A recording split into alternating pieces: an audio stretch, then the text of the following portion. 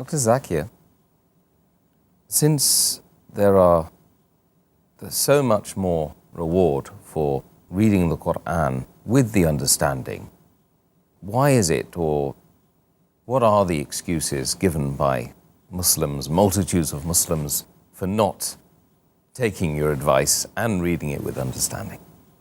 There are many excuses given by the common Muslim for not reading the Quran with understanding. And the most common is that we don't understand Arabic as a language.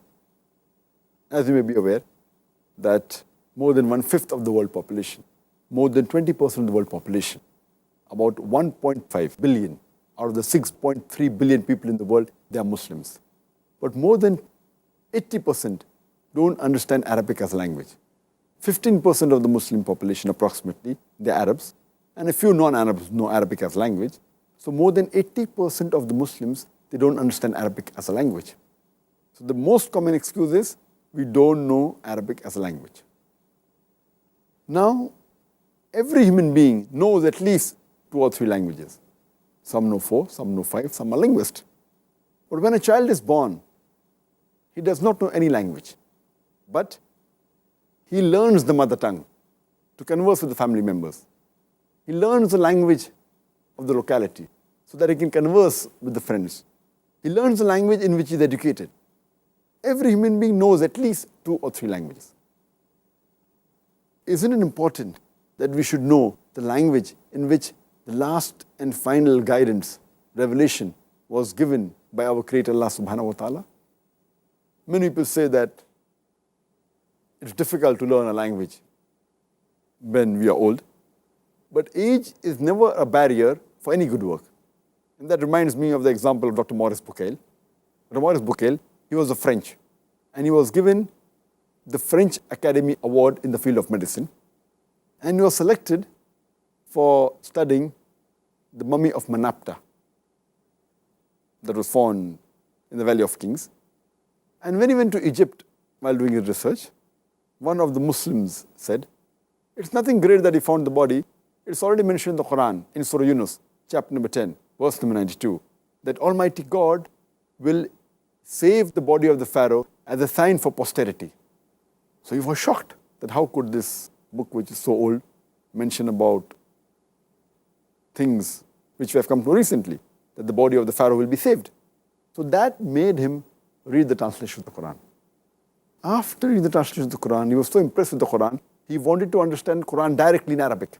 So he learned Arabic as a language at the age of 50. Imagine being a non-Muslim, learning Arabic as a language to understand the Quran better, and then he writes the book, the Bible, the Quran, and science, which is a very famous book.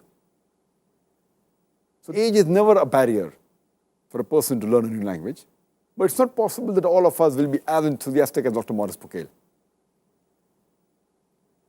According to Abdul Majid Abadi, he says, the Quran is the most untranslatable book in the world.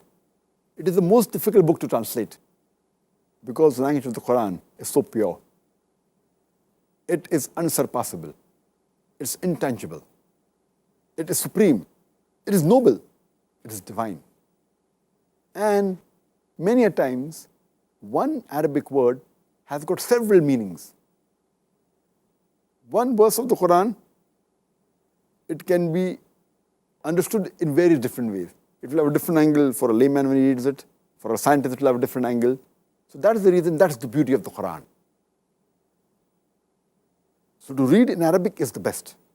But for those people who don't know Arabic, alhamdulillah, there are many shuyukhs, many ulama, many scholars who have translated the Quran into major different languages of the world. Most of the major languages of the world, the Quran has been translated by different scholars. So if you don't understand Arabic as a language, at least read the Quran in the language you understand the best. If you know English, read it in English. If you know French, read it in French. If you know German, read it in German. If you know Urdu, read it in Urdu. Read it in the language you understand the best. But it's a requirement that we should read the Quran in the language you understand.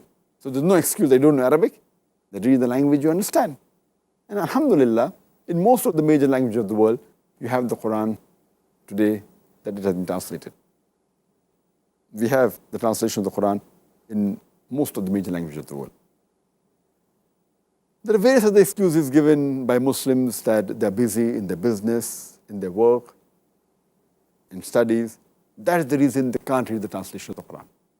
Many of us, we go to schools, we go to universities, to colleges, and we spend decades in schools, universities, colleges, and we read and memorize volumes and volumes of books, but we don't have the time to read the Quran.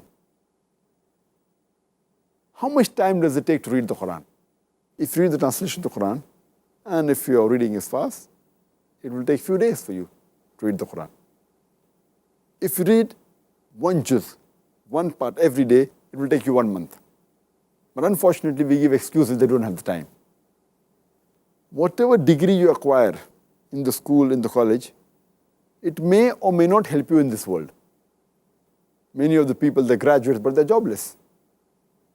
And in the hereafter, unless this education does not get you closer to Allah subhanahu wa ta'ala, this knowledge is useless for the akhirah.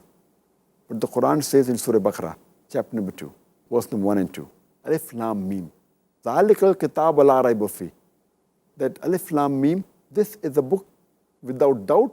It is a guidance for those who have faith. It is surely giving a promise that it's a guidance for you. It will help you in this world as well as the hereafter. So it's a requirement that the Muslims should read the Quran with understanding. If they don't know Arabic, read in the language they understand the best.